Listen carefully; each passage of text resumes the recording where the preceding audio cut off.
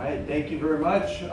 Welcome on behalf of the Valparaiso International Center, the VIC. We are so happy that you're here today. We've got a presentation for you, our Fourth Friday series on Bangladesh.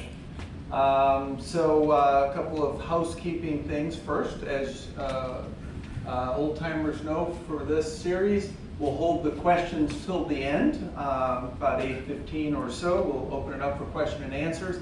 And then after that, we'll socialize, have some Bangladeshi food. You're welcome to stick around afterwards and say hello and ask other questions. And so far this year, as you know, we've done Canada and Sweden, Iraq, Ukraine, India, and then Puerto Rico. Yes, and Puerto Rico and Spain. There you go. Thank you. And then now Bangladesh. So we've done about 60 different countries. These are all folks that live in the area. They're your everyday neighbors, and they're housekeepers, they're engineers, they're CEOs of companies. It's pretty amazing the diversity that we have, and I see lots of countries represented already here. So if you're interested in meeting anyone in particular from another country, let me know and I'll hook you up. So Sunday, September 17th, our World Cultural Festival. We've got some bookmarks over there to remind you. We had a press release go out. We're in the newspaper already. Things are moving along in that avenue. We are always interested in more booths, informational booths representing different countries and cultures. Let me know if you or someone is not signed up and ready to go on that. So we also have our email list over there. If you are not on it, you didn't receive an invitation for this evening, then please sign up over there. And check out our old series of events that the VIC has done throughout the years over on the left. We do have some Bangladeshi materials from the consulate or embassy, I understand. And to orient yourself, we've got maps and flags and all of that. So pretend right now that we're moving to Dhaka. 11 hours in the future, you're waking up Dhaka, Bangladesh. Boy, I always think of typhoons and people living on shanties in the water, and it's always amazing that happens, because we hear about lots of tragedies in that. But we're going to be celebrating lots of good positive stuff, though, about Bangladesh. You're going to learn things. There'll be a quiz at the end for those who were paying attention. That's right, no sleeping. That's concentration. I close my eyes. We're going to go with that. Concentration, not sleeping. So make sure that you are listening attentively here. And remember, we will have some good food at the end. So Akhtar lives in Lake County, civil engineer. He's been here for decades. And his wife, Zenat, is here. And you can say hello to them.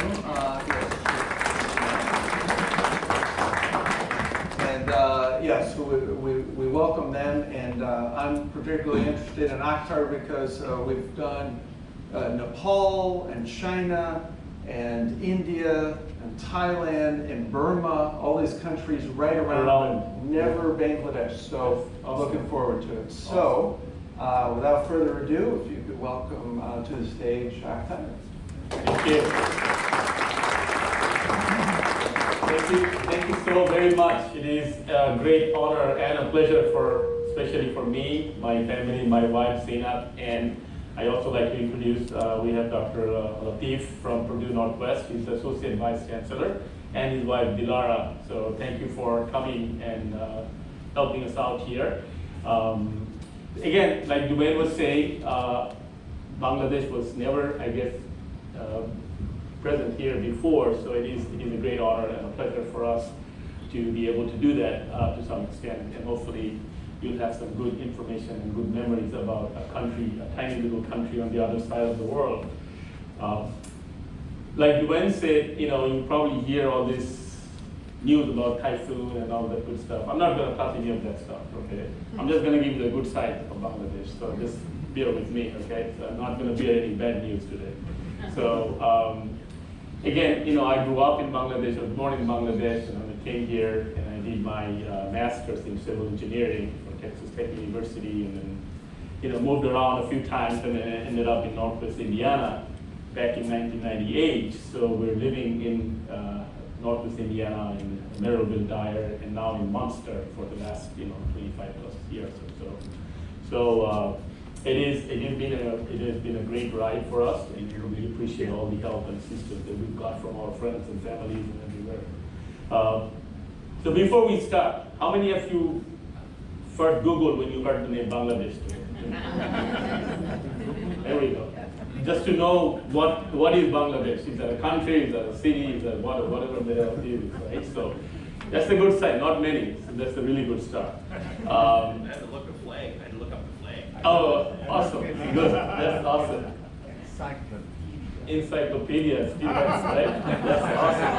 That should tell you. 1975. That's fresh country back then, right? Just born.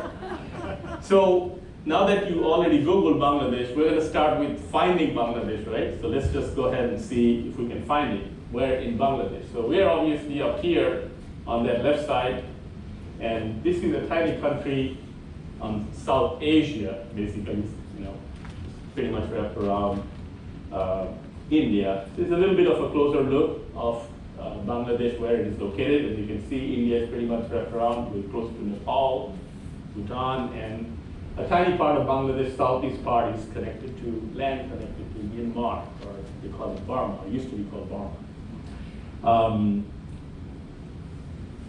Little bit of a topographic feature so that you can kind of see.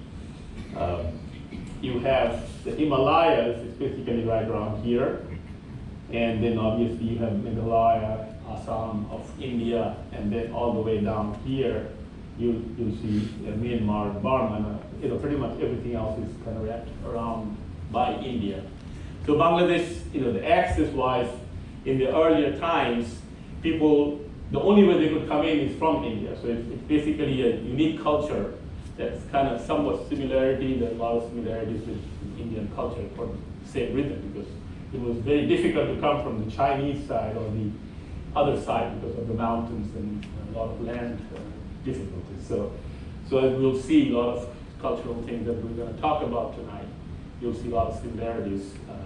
But again, there's a lot of, all of these are kind of unique. And we try to distinguish ourselves a little bit from the Indian side because they are a little bit different.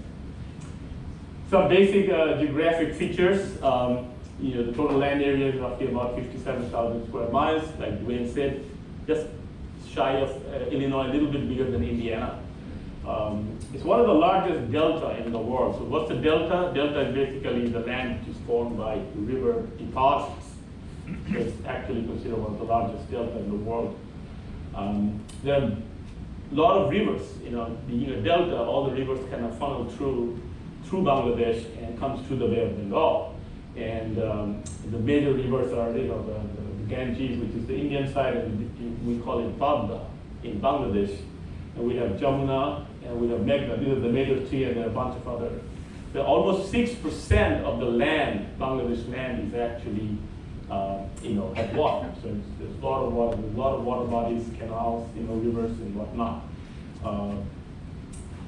Majority of the ground surface is flat, apart from the Chittagong, which is the hill tract, we call it.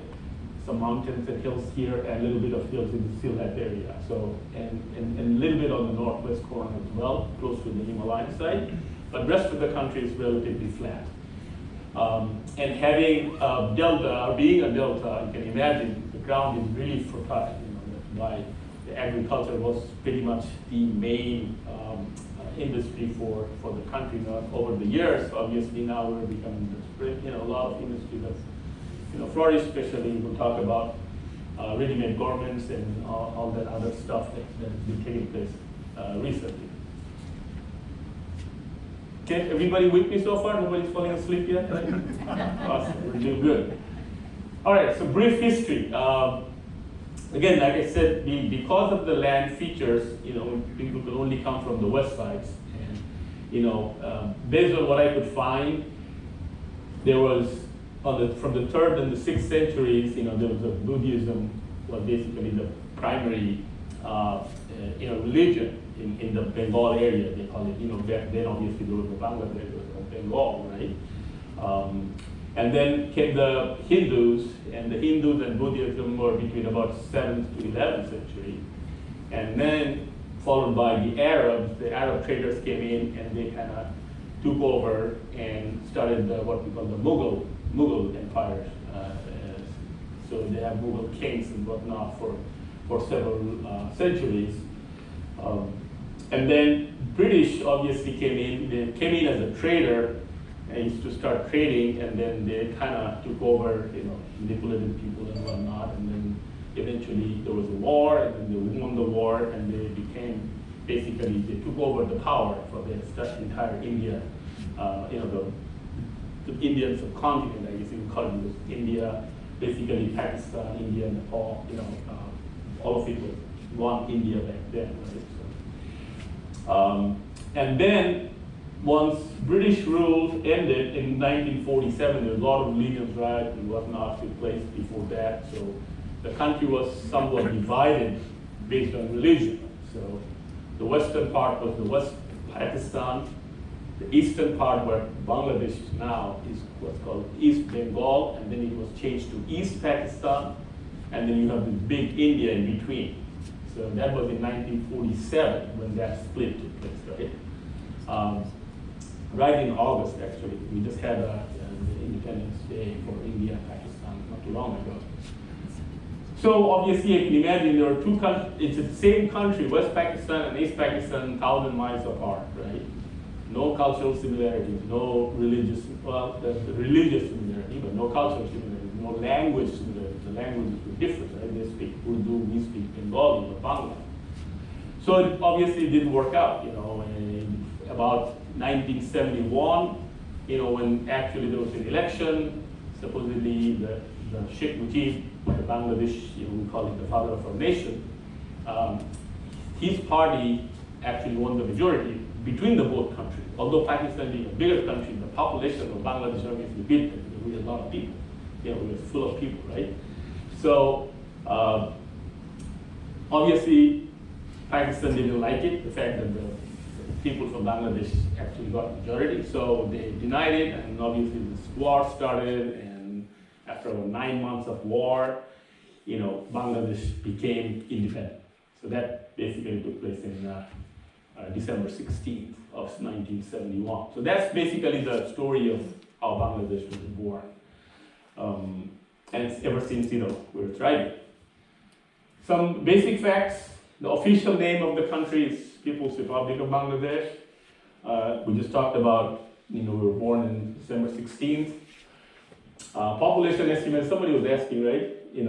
What was the population? This is an estimate of the population now, 166 million. So a lot of people in a small country. So you can imagine, it's about over 3,000 people per square mile. So you're living in downtown the entire country. Just put it that way, right? It's just, you land in Dhaka airport, you'll see people. That's the first thing you'll see. So it is considered one of the most densely populated countries in the world. It's as simple as that. So it comes with obviously a lot of features too. Capital city is Dhaka. Well, we have another Bangladeshi friend of here, Dr. Chaudhary, is a pediatrician, and his wife, Shahnaz. Thank you for coming. Language, all of us basically speak the language called Bengali or Bangla. Monetary unit is taka, which is about, you pay 110 bucks. 110 taka is equivalent to $1 now. And it obviously has got some tough time because of the recessions and all that, COVID and all that good stuff, right? The government is a parliamentary system, so we have about 350 members, which includes 50 women members dedicated. So they're designated by the winning party. So there's 50 ladies there all the time, plus the 300 people are elected, obviously, from the entire country. Just like any government, like you have regions that you select. The current Prime Minister, Sheikh Hasina Wajed, she's the daughter of our founding father, Sheikh Mujibur Rahman. She's been the Prime Minister since 2007, 2008, roughly. So she's been, she's a pretty strong lady. I can tell you, she's over 75 years old, and she's, taking care of everything on a daily basis. So she's doing really good. Religious diversity, about 91% is Muslim or Islam, about 8% Hinduism, we got 0.6% Buddhism, 0.3% Christianity, and about 1% others. According to World Bank, the gross domestic product, roughly about 460 billion, and it has gone up significantly. We have some charts that we'll talk about it. Per capita is roughly about $2,600 per year. Popular sports, the most popular are cricket and soccer, obviously. Cricket, Bangladesh is one of the countries, there's only about 12 or so countries in the world. They play the international games, and Bangladesh is one of them. It's very, very popular, but it used to be, when we grew up, soccer was our day-to-day game. We used to come home from school and then without, just run to the field and start playing soccer. That was the life. And we grew up with that. And there was a lot of local games and sports too, like somebody mentioned Hadudu, right? You mentioned Hadudu. That's a really popular local village game. You don't need any equipment, you don't need anything. So that's the best way to play a game. You just need a small stick and a big, and you hit him, you run after it, and it's pretty cool. So there are a lot of local games like that are also out there. I wanted to bring some of this funny stuff. It's the other side of the world, so everything is different. You drive on the left side, okay, just like the British do. We flip a switch, we actually flip it down to turn the switch off. So guess what? When we go back, we're always struggling. It's very difficult. When you're crossing the street, I'm always looking the wrong way, right? Because the cars are coming from the other side. And believe it or not, we grew up watching all the US movies and shows. You tell me about Dallas, you tell me about Twin Peaks, you tell me about any of the shows back in the 80s, we've seen it all. Because that was our main entertainment, In the daytime, we go to school. In the afternoon, we play soccer or whatever else. In the evening, somehow finish the homework and whatnot, and then TV time. Watch any westerns? Oh, of course. We watched a lot of westerns, right? There was a segment, believe it or not, until about 90s, there was only one TV channel. It was run by the government. And around 9:30 or 10 o'clock, there was a news, nobody would used to watch. And then we used to have the dinner at that time. There was a dinner break. And then they would have a show every night. Every evening there was a 8:30 to 9. Huh? 9 o'clock. The show is set at 9. 9 o'clock? Okay. Well, sometime around 9 o'clock we started the show. Then we would watch until about 10 o'clock, 10:30, and then we go to bed. That was kind of our daily routine, pretty much. So we used to watch a show pretty much every evening. That was kind of the norm. Few more facts. National flower is a water lily. I have a picture on the bottom, on the left. National tree is the mango tree. National fish is Ilish or Hilsha, I guess it's called. National bird is a magpie robin. We call it Doyle. And the national fruit is jackfruit. I don't know how many of you seen jackfruit. It's kind of a tropical fruit. Obviously, it's big with a lot of thorn in it, and it's What is the Bangladeshi name for that fruit? Kathal. Kathal? Kathal, yes. How we call it kathal in India. Oh, sure, yeah. Kathal. Kathal is called Kathal in Bangladesh, yes. In India. So there's some of these facts about Bangladesh. So welcome back.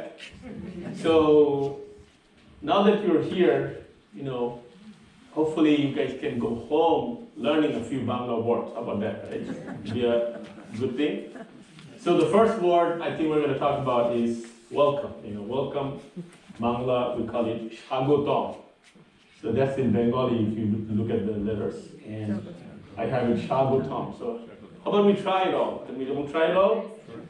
Shagotam. Shagotam.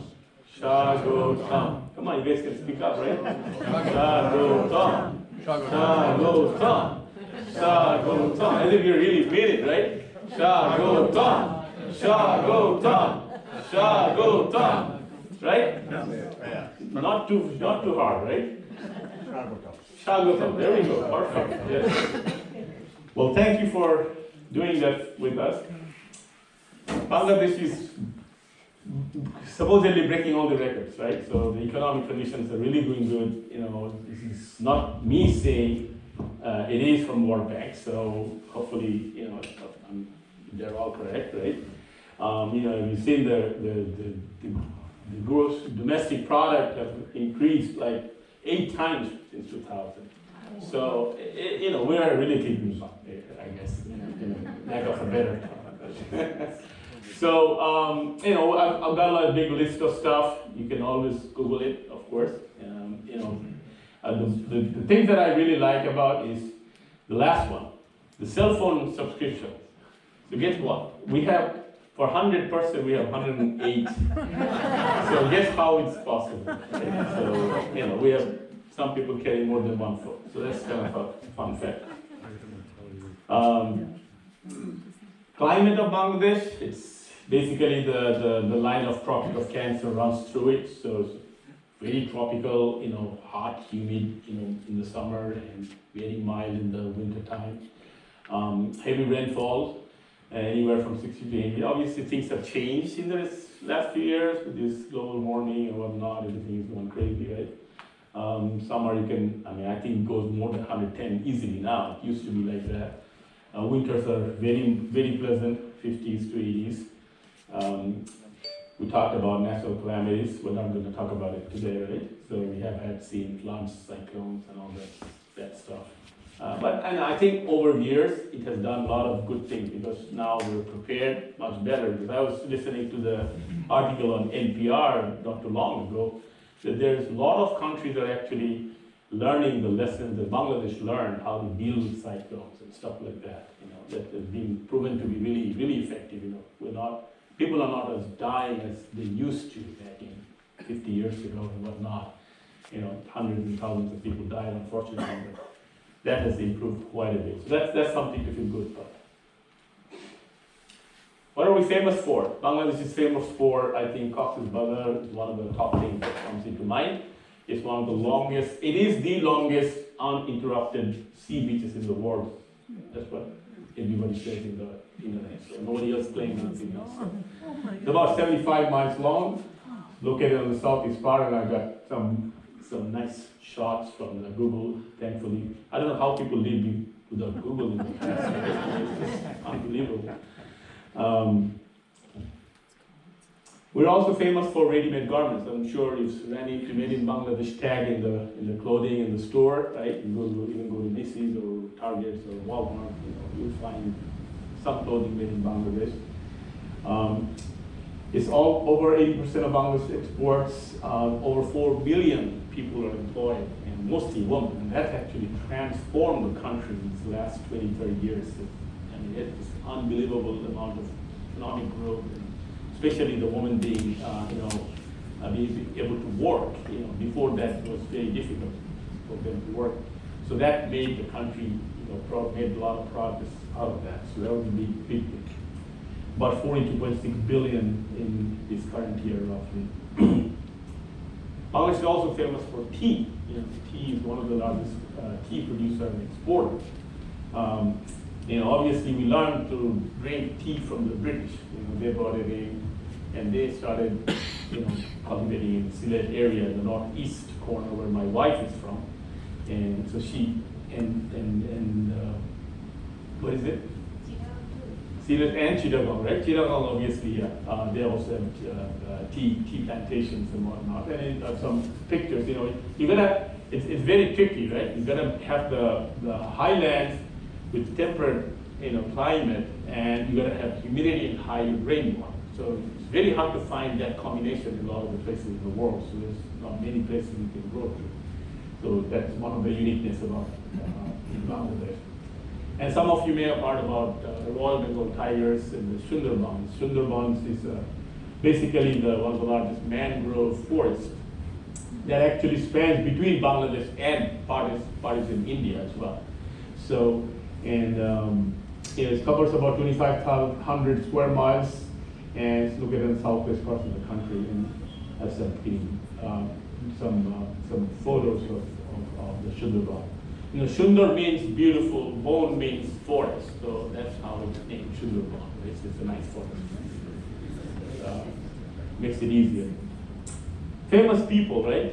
I thought, I wanted to talk about a couple of really famous people from Bangladesh in the recent history, obviously. And first of all is obviously Dr. Yunus. He's a Nobel laureate. He won the Nobel Prize in 2006 because he's the inventor of microcredit and microfinancing. Although he got the Nobel Prize in peace, but the justification was because of this microcredit and microfinance, you were able to bring peace to the country, and that's how you were awarded the Peace Nobel Prize. He also received the Presidential Medal of Freedom and Congressional Gold Medal from the U.S. government. He was in Vanderbilt. He was in Vanderbilt? He was in Vanderbilt, yeah, he studied in Vanderbilt, right? So he did his PhD in Vanderbilt, right? So yes, thank you. And the other person I want to touch on is, we call him F.R. Khan. He's mostly known as F.R. Khan. His full name is Abdul Rahman Khan. We want to consider one of the top civil structural engineer in the world, and he's the innovator of what we call tubular design. You see Sears Tower, that was designed by him. He's a Chicago native. He lived in Chicago. He worked in Chicago. And actually, if you go in front of the Sears Tower building, the block is memorial. It has F.R. Abdul Rahman Khan Way. So the city actually dedicated the block of the street to his name. So there's a couple of famous people. Now we're going to the fun stuff, right? So the clothing. So traditional clothing, I'm wearing what we call Punjabi. This is the very common Bangladeshi wears, most of the people wears them. And obviously the ladies wear anywhere from shari, and my wife is wearing what we call a jamdani shari. So if you want to stand up for a second, please. And then, so this is, shari is basically, what about 6 yard, you said? 6 yard long, you wrap around the body with style, right? That's how it works. So I can wrap it around too, but it's not your But you have to know the style. There's a definitely art to it, how you put it on. And then we also have our favorite Dilara Bhabi. She's wearing what we call a salwar kameez, right? That's right. So that's more common. All handmade. Yes, this is all handmade. That's another thing. The jamdani is also all handmade, right? Yeah. So these are all handmade, customized. And is that true, right? There is no two sharis the same? Not two sarees same, and they made it with every, in that task, it's like every, what they call, string, they made it with two people. It takes like, this kind of Months, saree, yeah. it takes like a couple of months to make. It takes quite a bit of time to make one Yeah. sari. So can you imagine how expensive? All thread they make it, yeah. So that's, and I've got some pictures of some of the traditional stuff, like these are the most of the village people pretty much wear. I have pictures of a bride and groom too, like a typical, fancy bride and groom. And you got the Punjabi, you got the shari, you got the lungi, and then typical Punjabi shari, salwar kameez. These are the more traditional dresses that we wear, especially in festivals and special occasions and whatnot. So just to kind of get a feel for it. So, better stuff even, right? The food. We really take pride of a lot of spicy food, right? We love spicy stuff. So spicy stuff. The more the spicier, the better for us. So some of the traditional snacks, and nowadays obviously a lot of these are in your restaurants and whatnot. So if you want to try it, but you have to be careful. And my wife Zinab actually prepared a dish of biryani, so you're more than welcome to try it. But again, I caution you, make sure you. I didn't put it. You didn't put any spicy, but again, you have to take your own risk. You need at your own risk. Bottom line, you don't want to go home and say, "Oh, dang, what did I do?" So again, just to quickly go over this, jhalmuri is basically it's a dried rice, dried Rice puff. Rice puff. puff, right? Rice puff, and then you spice it up with peppers and onion and all kinds of oil and stuff like that, right? And the pita is basically like a cake, right? You prepare it in different ways, not oven baked, but Rice cake. rice cake. This is the picture of the rice cake, right? Samosa or shingara, in a triangular shape, you either fill it up with potato or meat, and other spices and stuff like that. Halim is one of the favorite too. My daughter loves halim. We all love halim. It's like a lentil, right? Meat. And meat.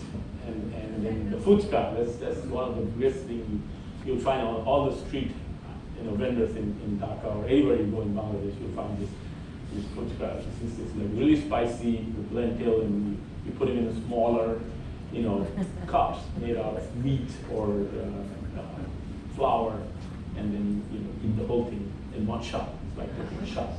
So it makes you feel good. So hey, again, these are all spicy. None of these are. So you got to be careful when you try it. So. Pita is not spicy, obviously. Pita is like a sweet. Yeah, it's like usually like a coconut or molasses, right? Okay, so we gotta move forward, I guess, quickly. I didn't know it's already 7:45. Main dishes, traditional food. If you go to Bangladeshi house, you see something like this: white rice, a curry, fish, or some kind of a meat, and a lentil. This is like 99% of Bangladeshis eat on a daily basis. Sometimes 2 times a day. There are people who have rice, 2 times a day.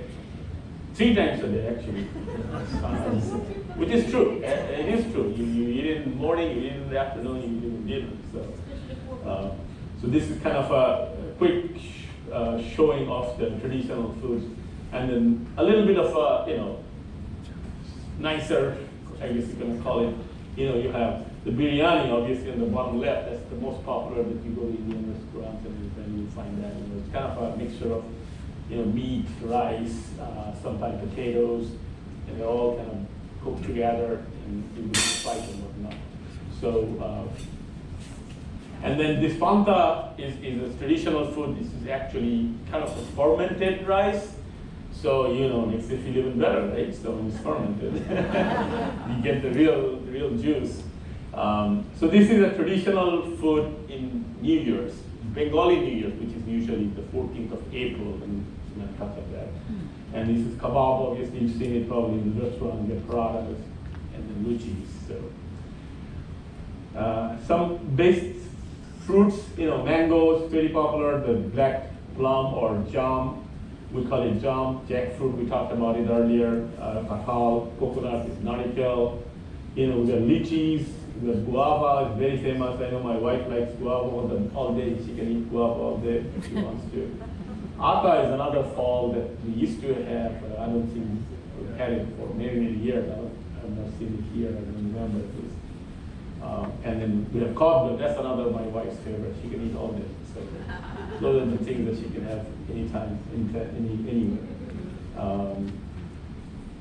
And now with the dessert, obviously, like the yogurt is really popular too. It's like a sweet yogurt, obviously.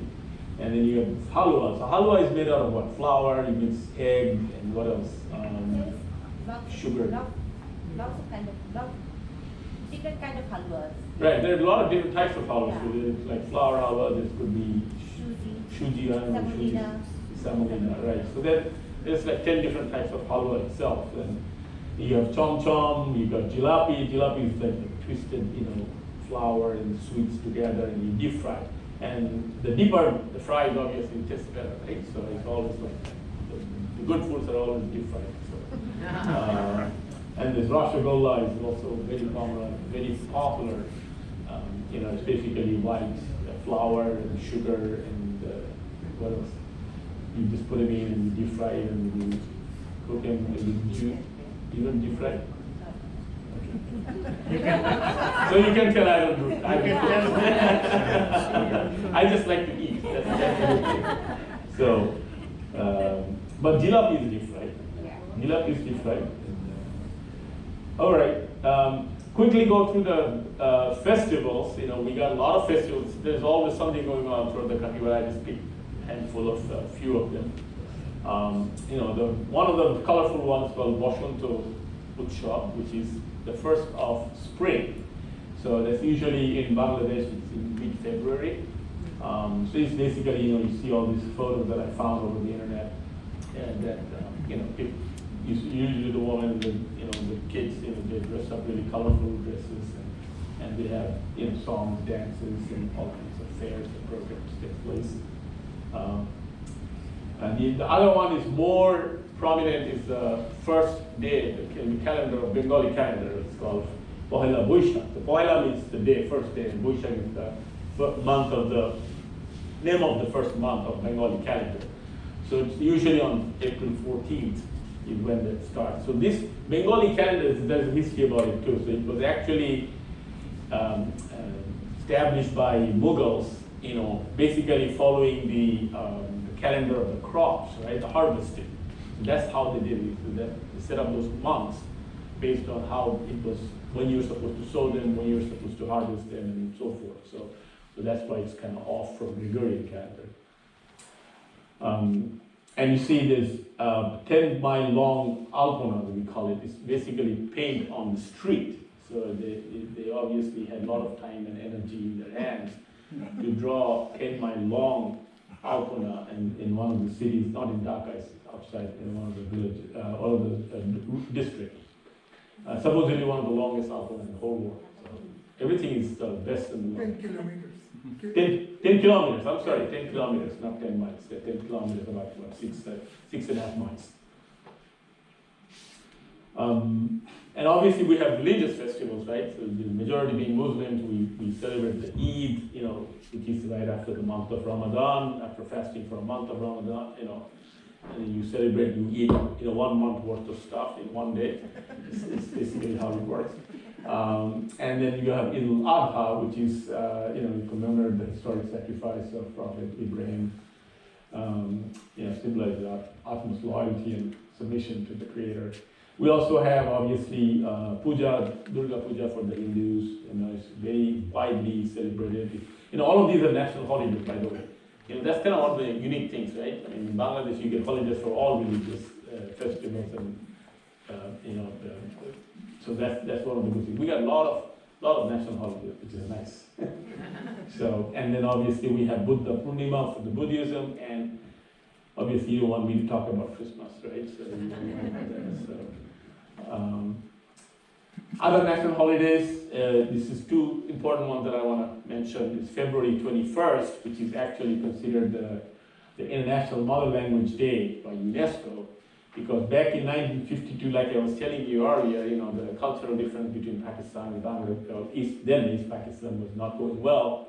You know, Pakistanis were trying to impose Urdu as the national language for both Pakistan. And Bengalis said, oh, we don't even know how are we going to do all the, you know, government affairs, government dealings, and everything has to be changed. So there was a big rally, and the student, obviously, some people died, and the day it took place, so it is considered the Mother Language Day. It's celebrated every year by United Nations. And this is the memorial that we have in Dhaka, where, you know, hundreds and thousands of people show up at 12 in the morning on the 21st February. It's a big deal. It's a really big deal. So the other national holidays are the Independence Day, which is the day that was, you know, the father of the nation, Bangabandhu Sheikh Mujibur Rahman, declared independence when he officially joined, or, you know, said that we're in war with Pakistan. That's the War of Independence. And the victory day is on December 16th, like we talked about. That's when, you know, Pakistani force surrendered, and Bangladesh officially became the country, independent country. Oh, and then just wanted to show the national monument, and I don't know if you guys recall, this is the same monument that was the video we were watching. it was basically shot at the same monumental park. So I have a photo of all the musical instruments. So I don't know if I do have another video. I know we're kind of close on the timing. It talks about all these musical instruments briefly. Do we have time, Duane, or we have a little bit? I got a few more slides. Maybe we can come back if we have time. Yeah, come back. Sure. One of my friends took all these photos, and I told him to go wait. Like I said, we're 11 hours off, so I told him to get up at 6 o'clock. I don't know if he's gonna care or not, but I told him to be on standby. So if any of you have a question, we can call him. Hope he'll answer. But some of these photos are really nice. I mean, this kind of reminds us the nice sceneries and whatnot. And you can imagine he has a nice camera too. So some of the photos of the rivers and boats. Like I said, Bangladesh is full of rivers and boats and water bodies. So that's why you see all of these quite a bit. Some countryside photos of the paddy, the rice fields and whatnot. Rice being Bangladesh is one of the main staple. It's pretty much all over the country. And then I have some photos of some what we call village fairs. It's called Mela. Those are small fairs in villages and stuff, and you find all kinds of handicrafts and other stuff in it. So there's some photos of some spices. There's some spaghetti, fried spaghetti, and again, deep fried spaghetti. You cannot go wrong with that, right? So that's obviously pretty good stuff. And some more photos of handicrafts and some what do you call it, nokshikata, right? Is this a nokshikata, right? So we have a sample of one of them as well in the table. So when we're done, feel free to take a walk, and we have a musical instrument that Dilara Bhabi brought, and a doll and a few other items. So feel free to check them out when you're done. And we had some flyers. I don't know if you guys had a chance to go through them or not, that the Bangladesh High Commission gave us. So we had to pass it around. So if any questions, we can talk about it. Some tourist attractions. This is the National Mosque in Dhaka. This is the Paharpur, what do you call it? It's from 12th to 13th centuries, so over 1,000 years old. The big remnants of the Buddhist temple. This used to be the Paharpur, and there's another temple. These places that I got help from, obviously, Danica, Wikipedia, Google, World Bank, Embassy of Bangladesh did a great job beyond my expectation. It was really, really, really surprising how fast they responded to my request. This is my friend Nasim. He took all those nice photos. Mehdi is actually in Sweden. He was helping me connecting to the Bangladesh Embassy in Washington, D.C. Jabbar is actually the pro-vice chancellor in the Indian University that we graduated from. He also helped me get some information. My wife obviously did a lot of legwork for me, obviously, and all the friends. So that's pretty much puts us to the end. But the very end, as I promised, we're going to learn another word, right? So we're going to go home with at least 2 Bengali words. Anybody remember the first word? Yeah. No? Welcome was Shagotom, right? Shagotom. And what we're gonna basically say thank you is called Dhonnobad. Okay? Dhonnobad. Dhonnobad. Dhonnobad. Dhonnobad. Hopefully it's not a punishment for you. But thank you again. Thank you for your time and attention. Thank you so much. Thank you very much. Thank you for